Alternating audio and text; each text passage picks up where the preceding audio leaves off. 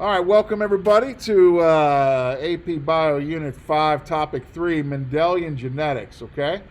Let's go ahead and just take a moment to appreciate the background we have up there on that slide, which is going to be, what kind of plant is that in the background? There you go, people in the classroom. Those are pea plants, and you can kind of see that you've got pea flowers there. There are some really high-end foodies who will put pea flowers in a salad. They are edible, okay? Gives it a little color, makes it look pretty. And you can kind of see you've got some peas growing in the background there because our buddy that we're going to talk about today, Gregor Mendel, that's what we're studying. Okay. Everybody in this class should know this. DNA and RNA carry genetic information. Okay, they carry genetic information, and I bet you guys at home are not able to hear me very well right now. Hang on.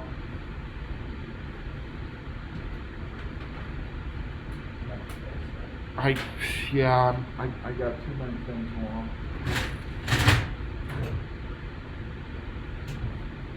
Okay, and that genetic code is shared by all living things, okay? You and a banana have DNA, your genetic code is like 30-40% the same, okay? So don't think you're that cool. So what did Mendel do, okay? Before they even knew what DNA was, he studied inheritance, okay? He studied inheritance. And how did he do that? We're going to talk about that as soon as I get some things straightened out here. People at home, were you able to hear me while I was talking? I should have put these. Okay, good. All right, so one of the cool things Mendel came up with was, and this is like how the periodic table worked, okay? When Mendeleev made the periodic table, he left it with blanks for elements that weren't discovered yet, okay? Mendeleev, not Mendel, okay? Mendel came up with inheritance, and he said there are two factors that are going to control inheritance, like big T, little t. How many genes do you get from each parent? One. So those come together, and everybody has one gene from mom, one gene from dad. So Mendel's principles went on to later show that there were, in fact, one gene from each parent. That's similar to how the periodic table came out. We see this in science all the time, where people will say, I think it's going to be this way. All the data says it's this way. I don't really know how it really looks, but all the data is saying this. And then later on, their data shows that discoveries that come long after are supported by their observations. That's really cool stuff in sort of like studying the process of science. All right, here we see Mendel's likeness. All right, he's a good-looking guy, right? Going bald like me. That's what I looked like when I was about 22. Chubby, glasses, balding. Okay. Now, let me put my headphone in so I can walk around the room a little bit. All right. Can you people at home still hear me? Somebody at home say something. I don't know if I'm hooked up. Okay, you guys. I think my AirPods are still hooked up to my phone, not my computer. Got to go here. Connect them. Come on. There. And Zach, say something. Okay, I got you in my ear here. All right. So, got to remember these monks, they live a life of celibacy. They live a life cut off from the world. Now, not all monks were as intelligent as Mendel, but he's really good at math. And if you live a life of celibacy cut off from the world, you tend to develop really intense hobbies because you don't have to chase around for a girlfriend. And it's not like you're going to concerts and sporting events and worrying about You just tend to really live a life where it allows you to focus in on one particular thing. And a lot of these people take up some sort of passion project. Okay. And for him, it was gardening and mathematics. And so when he started wondering how this stuff worked, he looked for plants that had really obvious traits. Peas were one of those. Now, he got incredibly lucky. Okay. And the reason why he was incredibly lucky is because tons and tons of traits do not follow the Mendelian process. Okay? So, Mendelian genetics means one gene is going to be either dominant or recessive. It's going to only have two forms. Okay? And it's going to be controlled by one gene. There are tons and tons of traits that are controlled by multiple factors. Okay? Hair color and eye color are controlled by multiple genes. Hair color is not binary. Okay? Now, I know some people in some parts of the world, your hair is all black and that's all your only choice. Okay?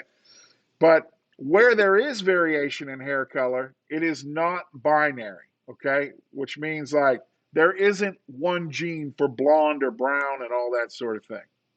Okay? So Mendel got very, very lucky because the traits he looked at were controlled by one gene and they had two forms and they had a very clear dominant recessive. Now, one of the things you will not read about in most, this is what I just told you, many varieties. Another reason why pea plants are cool because you can control their mating. They have a short generational time, which means you can grow new ones really, really fast. We have plants that we can use for labs that grow in days that show their traits. They're called fast plants. I'm not kidding. All right. So back to this. Something you don't read about in all the textbooks is somebody about 10, 20 years ago, I don't remember when the paper came out, went back and looked at all of Mendel's original data. Okay? And what they looked at was these proportions. Some of you said in your answers, like, 75% will be tall and 25% will be, short or big, little t, or whatever. So they went back and looked at Mendel's data, and it was too perfect. Okay, what does that mean? It's too perfect. If I had you like flip a coin 100 times, it should be 50-50, right? Is it more realistic for it to be like 45-55? Yes. So what this researcher found was, although Mendel's laws still work, he fudged his data to make it look like it was more perfect than what it should be. The odds of Mendel's data coming out with that perfect were like super, super low, like 0.001. And so mathematicians looked at all of his data and he fudged it to make it look better. Yes. Does this happen in modern science? You betcha. People will fudge data. I remember one time I did this lab that represented ecology, capturing animals and recapturing them. If you tag animals and then recapture them later, you can guesstimate how many people are in that population without capturing every animal. There's a formula that works out that wildlife biologists use. We did it in homeroom where we put X's on like 3 people's hands in every homeroom. That represented capture. At the end of the day, kids would count how many X's were in their last class, and we started putting all the data in a spreadsheet. And we knew how many kids were in the school. And we were putting the data in, and there was a point where it matched exactly. And a lot of kids were like, "Stop! Don't put any more data in," because for them, science exact equal good. Okay, and that's how a lot of people approach high school science. I failed because my experiment didn't work. That's not how science really works. You're all smart enough to know that. If your experiment doesn't come out the way you expected, you still learned something. Okay? It wasn't what we thought, something else. We got to go back to the drawing board. So just want to throw that out there that like cheating, a lot of times we put these sort of like famous scientists up on pedestals, and then they're still only human. Okay? You want to get into someone on a pedestal, look at the guys who got into DNA, Watson and Crick. One of them like went completely, I can't remember which one it was, but one of them went completely like bonkers racism with genetics. Completely crazy. Huh? Even beyond that, one of them was like, yeah, all these DNA, it's like that's why like white people are better. Like his ideas were bad. Okay. And then you have to be careful with that because a lot of people were like, throw it all out. You don't throw it all out just because the guy's a jerk. You can be a jerk and come up with some good science. Okay. All right. There's a lot of controversy in science. Okay. Most of what we know about drowning in cold water, anybody know where that data comes from? Auschwitz, experiments done on Holocaust people. We still use the data. There's controversy around should we. All right. So I already talked about this, but here we go. Mendel tracked characteristics that came in two distinct forms. Those were things like color. They're either white or purple. There's no like light purple. Okay. They are either round or wrinkled. Okay. There's no like half wrinkled. So he did this thing in his experiments where he used something called true breeding. True breeding is where you know there are traits out there. You're aware that there are white and purple flowers, but you find sets of seeds that when you breed them, okay, when you breed them, they always make exact copies themselves. So this would mean purple mom, purple dad equals purple offspring, okay? You have to do this over and over and over again to make sure it's going to work. So he used true breedings, especially for self-pollination, okay? So that would mean like if you're big T, you pollinate yourself with big T. Everyone should be big T, okay?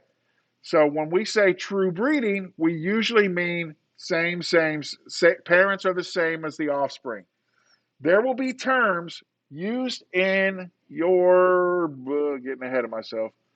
There will be terms used in questions where they'll say a purple true breeding plant is crossed with a white plant. So you have to know what true breeding means, okay? So sometimes they're not going to tell you what true breeding is all about, okay?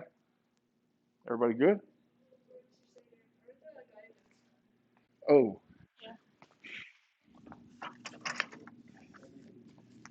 I'm sorry.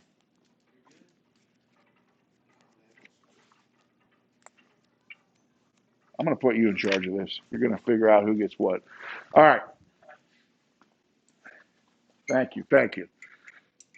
I think they're about 3 pages long, maybe. All right. So back to this. Hey, Zach, I'm far away from my computer. How's my audio? Okay, good. So, true breeding. Know what true breeding means. It means that when they cross, they made a certain trait. So, you asked for a whole packet. I gave the rest of them just guided notes. Okay. Um, so, let's talk about generations. Okay.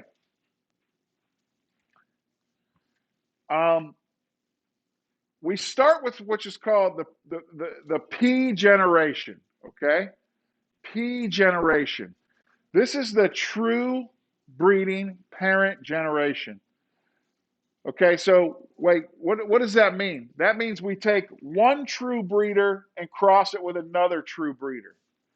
What would that look like? That would look like big T cross with little t, or whatever letter we're using. Okay?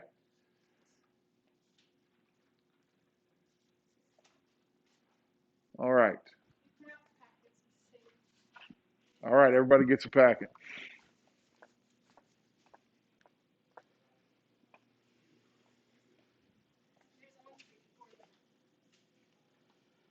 Are you guys good?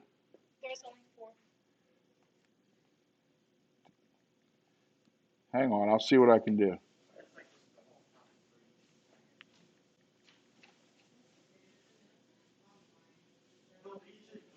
I think they're in folder Unit 5 folder.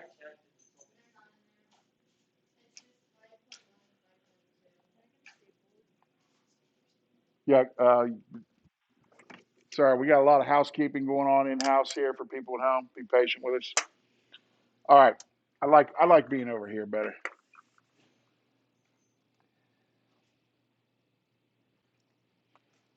So we were on the P generation. The P generation is a true breeder with another true breeder, but for different traits. Okay, different traits.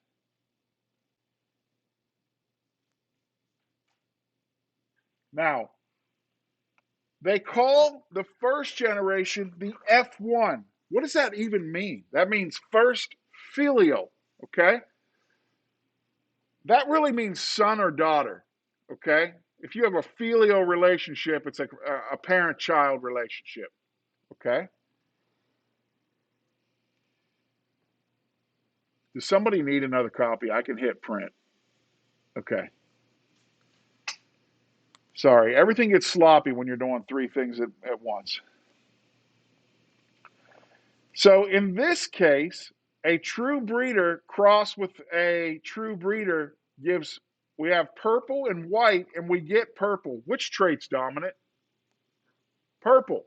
Okay. Purple. And then you cross an F1 which with an F1. Okay. Now, if you look down at the bottom, it says 750 are purple. I'm sorry, 705, and then 224 are white. Boy, that sure sounds like a 3-to-1 to me. Okay, and so this right here is where we're at. Now let me put some words. Let me put some words on the screen so you can probably see what's happening with things you've heard of before. Okay. All right.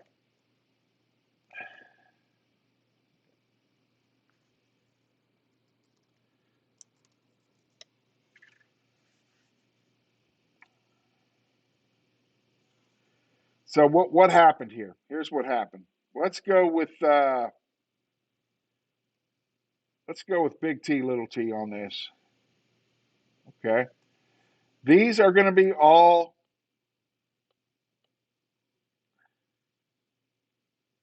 Let's see if I can get this working. Big T, big T. These were all little t, little t. Okay. What would all of these be? They would be 100% what? Well, if you got to do it, we'll do it. Heterozygous. Man, you guys are even using the right term. So at 100% of these, this is my F1 generation, are big T, little t. Come on, little t, draw. There we go. Okay, so if I cross now these with themselves, okay, if I cross the F1 with itself, that's going to be big T, little t, crossed with big T, little t, and we're going to get big, big, big, little, big, little, little, little, and that's what our results show. All of these ones are purple, and then this one down here is white. And that's about the ratio we have down here, 3 to 1, okay? Or 75-25, okay? So I just want you to review what is a P generation, an F1 generation, and an F2 generation when we do these test crosses, okay? First thing you do, if you're Mendel, is you keep breeding the plants until you get all the white out of them. Then you keep breeding the plants until there are no more purples breeding. This ensures that you have this trait, okay? Then you take that trait and you breed it with itself. That's the F1 generation. The F1 generation gives, their children are the F2 generation. And that's where we get these classic ratios. Okay? Somebody told me that the animals in Minecraft follow Mendelian genetics. Does anybody know if that's true? I don't know if it is. If it is, we definitely need to mess around with that. Who said that? Sorry, I don't have my. Oh, Noel said that. I, Somebody looked that up. Do the Minecraft animals follow Mendelian genetics? All right, I want to know. Yeah, I think horses, but maybe not sheep. I don't know. Sheep might follow non-Mendelian genetics because there's white, black, and gray, right?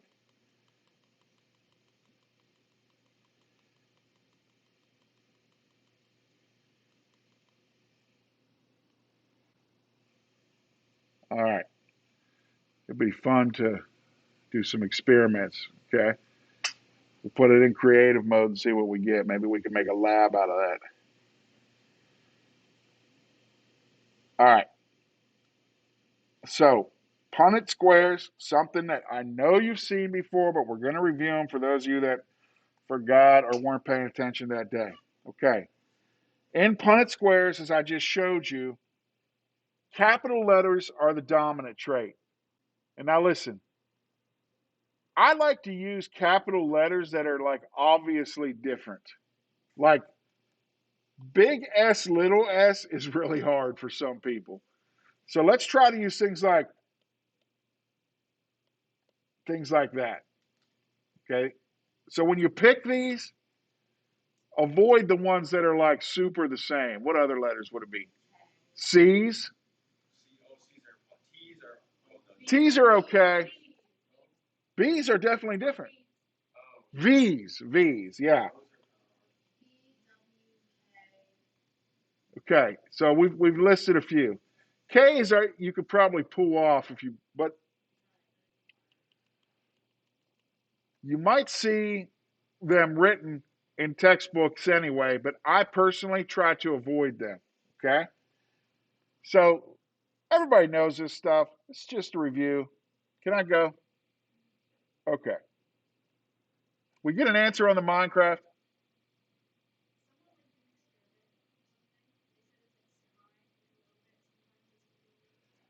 All right. I want to know. I want to know.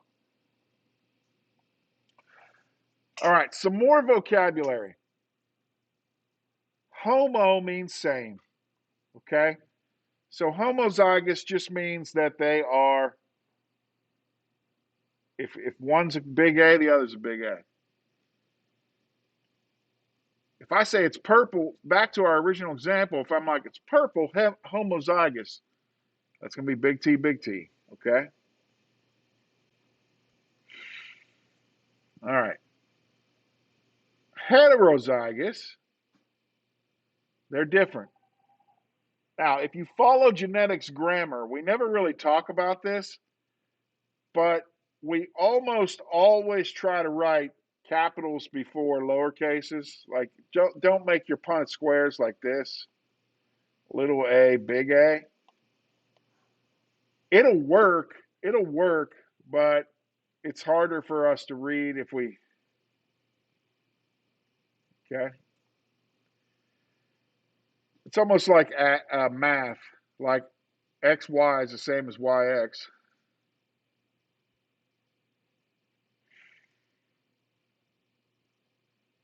What's that math property called? The order doesn't matter.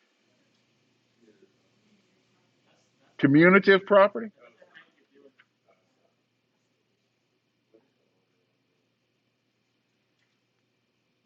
It's a good thing we're in the math pod. We can just open the door and ask. All right.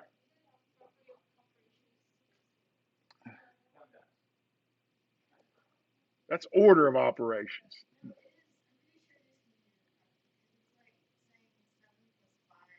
It's the same thing. Okay.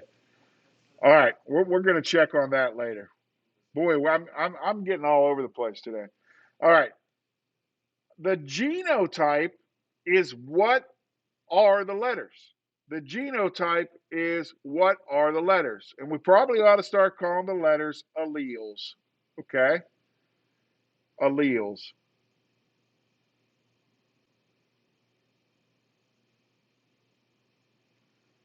So when I say genotype, big A, that's a genotype. If I say purple, what's that called? That's a phenotype. Okay? An organism's appearance, but it has to be determined by a gene. You can't just be like, wow, that person's really good looking. They've got a great phenotype. That's not how it works. It's got to be something like pink flower. That's a phenotype.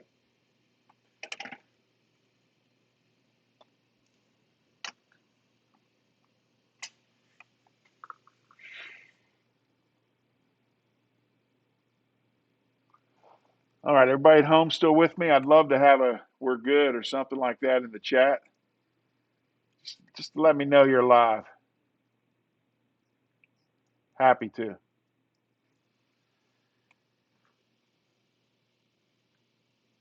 Got a letter from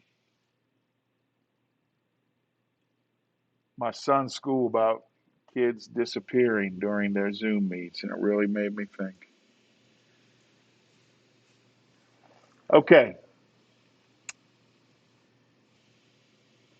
Everybody comfortable with going forward? Thank you, chatters, for telling me you're out there. All right. One of the things we can do in biology, in genetics, is a test cross. A test cross. So in a test cross, you might see that word used in a question. Okay? A scientist does a test cross. Well, what does that even mean? Okay? A test cross is where we take usually an unknown to tell us if the trait is homozygous dominant or heterozygous. Okay? So look at the top here. In our picture, we have a test cross where we cross a yellow and a green seed. Okay? We know that this one is YY. This is the known. Okay? This one has a question mark on it. So you cross them. When you cross them with a recessive, remember, we know what's going on. We know that this one is true breeding. And it's little y, little y. Okay? We cross them with something that's different. Okay? This is going to tell us what are we going to know about that yellow about the yellow seed after we do the cross? We're going to know that that trait's dominant. Okay? We're going to know that that trait's dominant.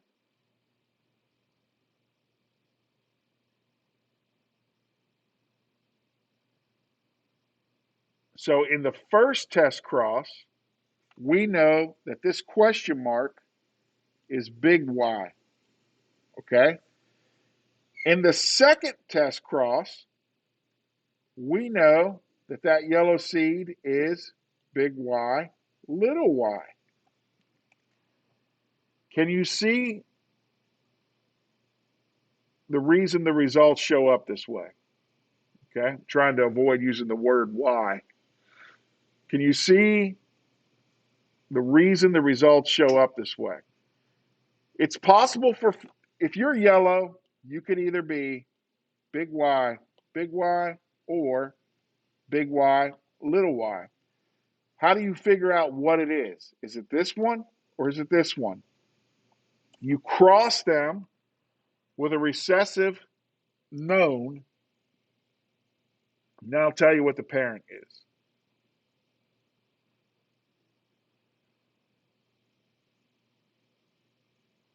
You cross them with a recessive known plant, and that will tell you what's going on.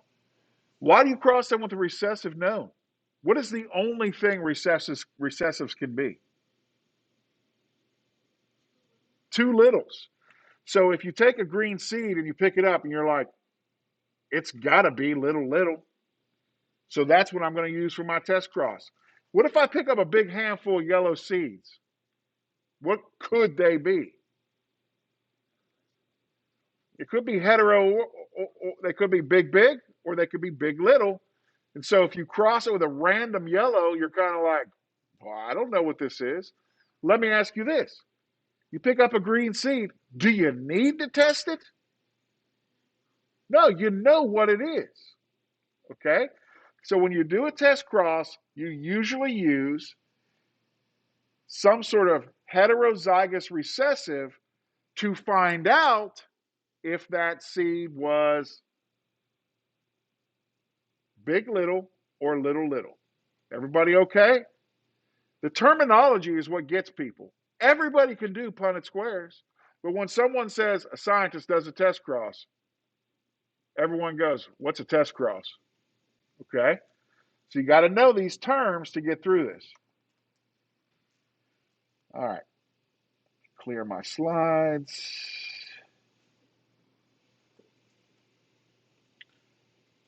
Okay, so Mendel came up with two big fundamental principles of heredity for Mendelian traits. Okay, here they are. The law of segregation. Now, this is not like the civil rights movement here.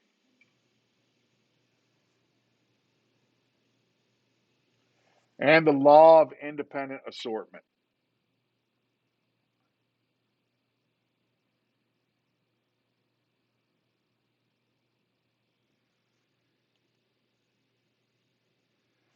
So we're going to break these down as we move forward, okay? So just pay attention to the two laws, okay? The two laws.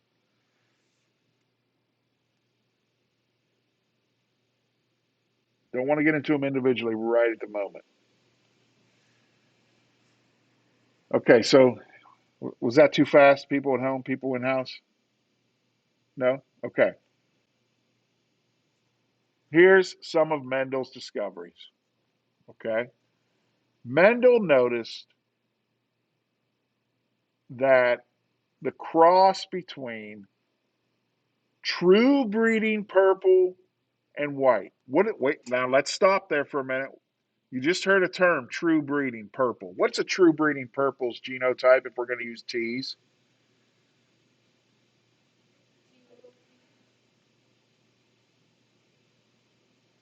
It'd be big, big. Okay. What's a true breeding white? Little, little. Okay. So he found out, okay, every time I breed these, I get 100% purple. So did I get rid of the white trait forever?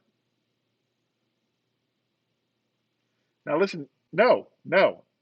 They said it was a hidden trait. That's how they like termed it in the early days. Okay. And so they're kind of like, well, where's this trait at? Or, is it still there? Like nobody knew what made flowers turn certain colors. They thought like, well, maybe it got more sun, or maybe an angel kissed the flower. Like nobody knew. Okay. So he's trying to figure this out. It's easy. Sometimes it's hard for us to look at like a problem that we know the answer to and imagine what it would be like to not know the answer. Okay, so we have to kind of keep that in mind.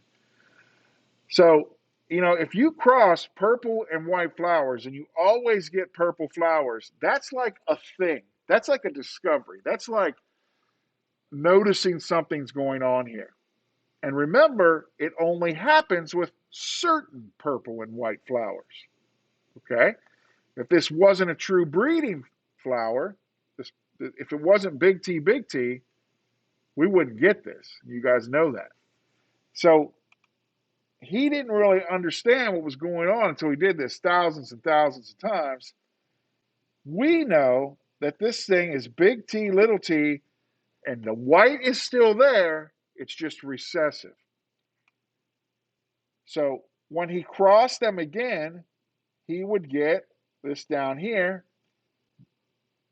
And he's like, okay, so it skips a generation. How many of you have heard that term before? Okay. So he basically got the white back out of the F1 generation.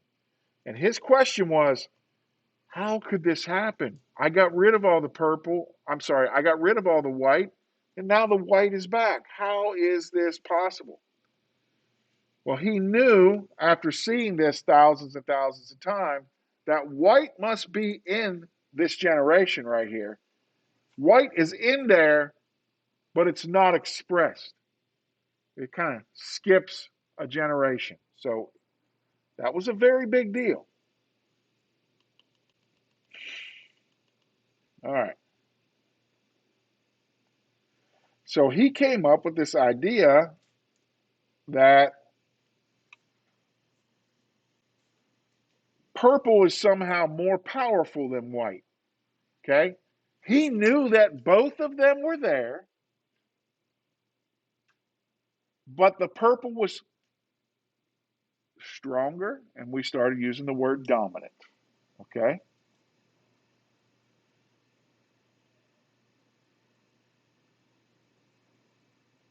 And in genetics, you usually put the male on top and the female on the side. You can interpret that however you want.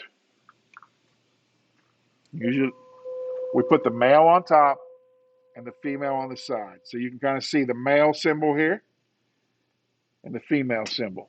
Anybody know the origin of those symbols and how to remember them? This is supposed to be the symbol of Mars.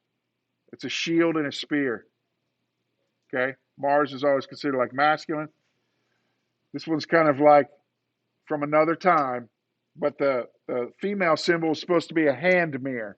Like you look at yourself at the little mirror. I know it's not very modern, but that's what they mean.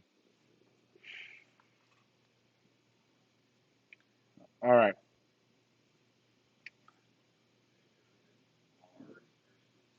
Venus and Mars, Venus and Mars.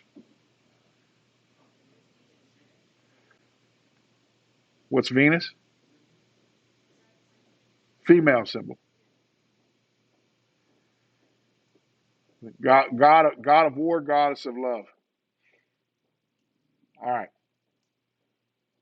So Mendel did the same crosses for 7 characteristics, and he found out the F2 generation was always 3-1.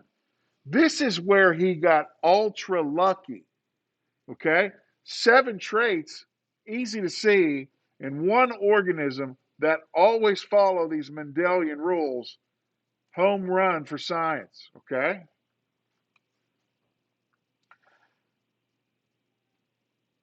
And you can see that the seeds can be round or wrinkled, yellow or green, flowers, purple or white. The pods could have different colors. They could be full or constricted. Where on the stem the flowers are was a trait. Okay.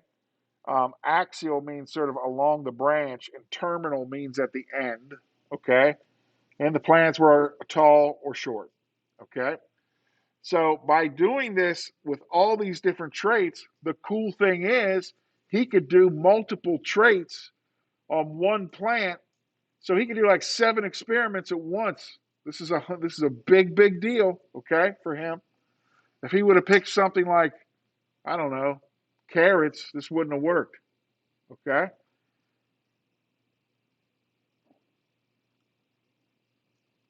So Mendel came up with these ideas, and these are really common sense to us today, but at the time they were groundbreaking. Alternative versions of genes. That just means there's more than one, okay? There's more than one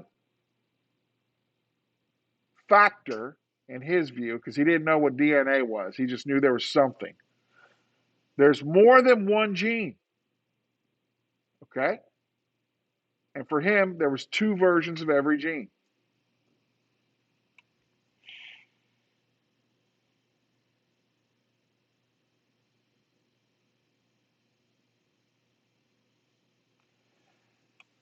This is a big deal that points to a more modern discovery. Everybody gets 2 copies.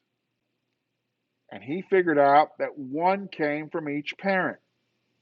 Now, during our mitosis and meiosis, I've been trying to say, like, this is why there are 2 alleles the whole time.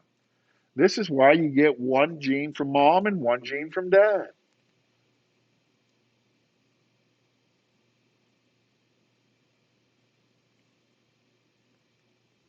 So look, just to pause and make sure you're understanding this. If I have big T up here, little t over here, this is dad on top, mom on the side. Does that mean that dad gives both T's? How many of those T's is it possible for dad to give? One. All these squares down here is tell us the odds of any one offspring. These are just the odds, okay? These are just the odds. So don't get too like, well, dad gives both of them because both T's come down through the table. That just tells you the odds of one T or the other. All right.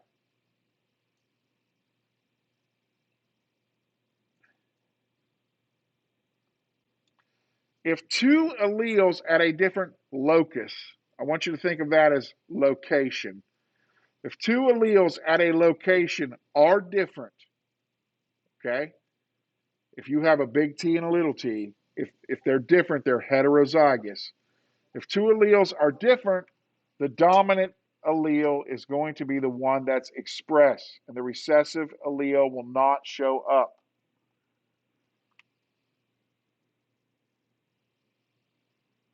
All right, we are going a little long today.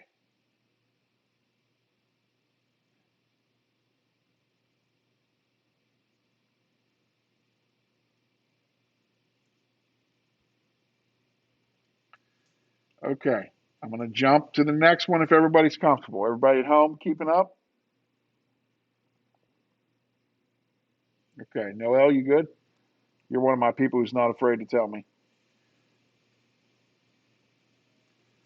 Well, I'll wait for you a minute. If I'm going so fast, like it won't sink into your brain if it doesn't sink into your page. You got to kind of pace your teachers have to pace a little bit.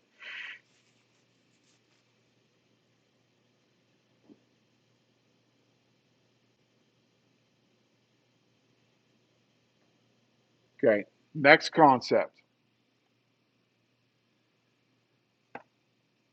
the law of segregation.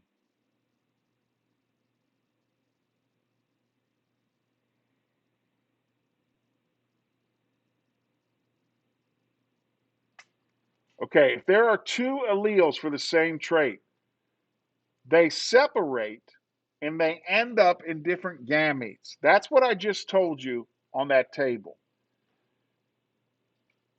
What that means is if dad is big T, those are going to randomly go to the gametes, okay? So there's really no way to like keep these together, okay? They're going to randomly go to the offspring.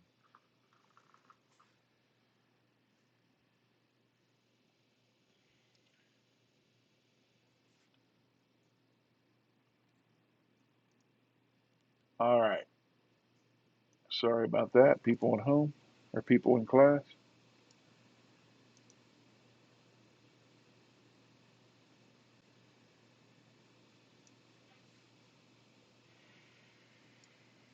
Okay,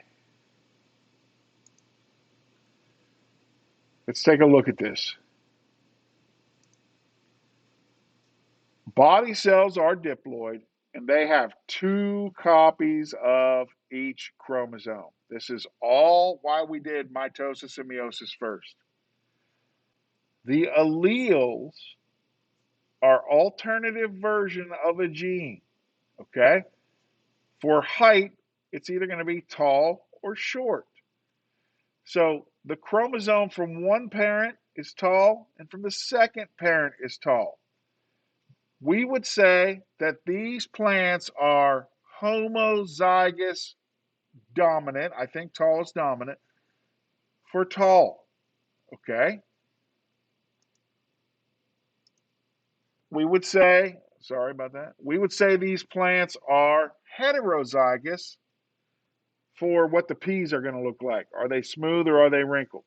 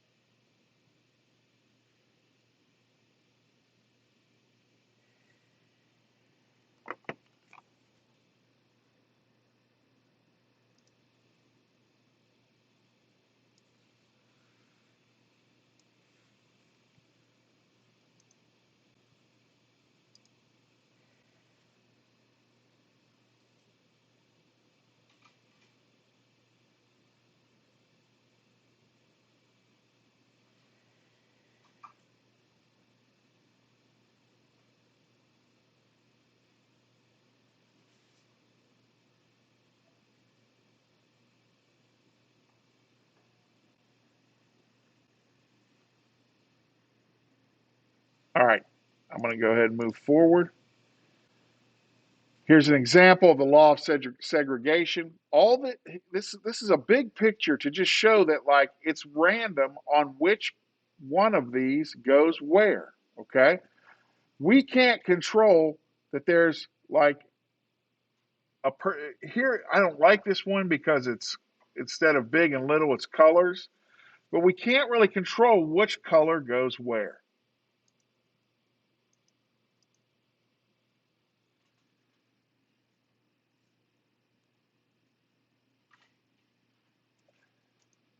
All right, I'm going to go ahead and stop my recording in OBS.